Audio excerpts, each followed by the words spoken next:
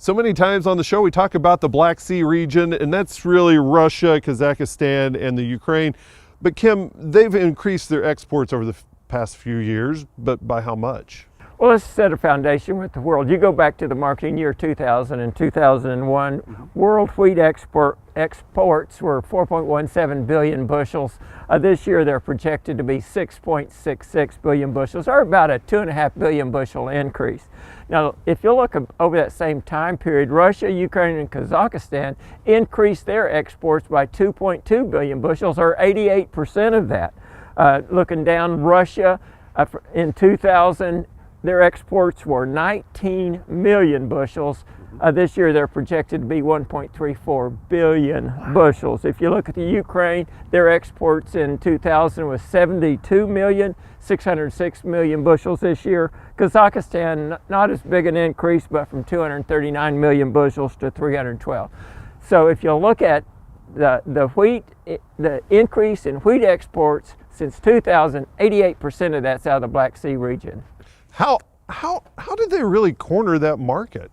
Well, if you look at it, they improved the infrastructure. They allowed outside investments. They came in, they improved their production practices with better technology, better availability of fertilizers and seed, and especially better equipment. They spent billions of dollars in rebuilding the road system, the transportation system of trucking and rail, the storage system for storing that wheat.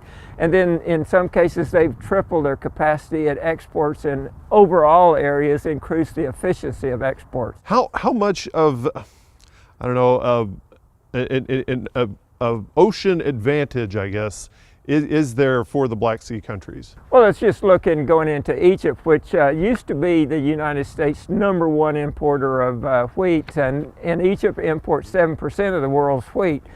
It cost Russia about 41 cents ocean freight from the Black Sea into Egypt. It cost us about 82, us, United States, Canada, Argentina, about 82 cents going in that. So what they've got, Russia's got a transportation advantage into the #1 region, that's the North African, from Egypt to Morocco. That's 16% of the world wheat imports right there. They've got a transportation advantage into the Middle East, which is another 15%. In other words, they got a significant transportation advantage of going into 31% of the world's wheat market.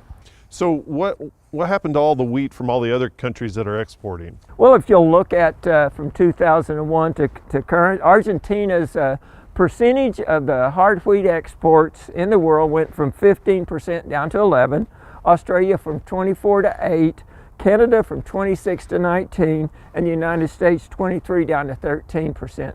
Those countries, the major countries here, Argentina, Australia, Canada, and the United States, percent of the world hard wheat exports went from 88% down to 51%. We saw Russia's go from 12 to 40, or not Russia's, but the Black Sea area, Russia, Ukraine, Kazakhstan, go from 12% to 49% of the world's hard wheat exports. Canada has essentially either out of Thunder Bay or out of Vancouver, Victoria, equal transportation costs, so we have to compete with them. And then you've got Australia coming into these also. The only market that the United States has a transportation advantage is Mexico. Okay, thank you much. Kim Anderson, grain marketing specialist here at Oklahoma State University.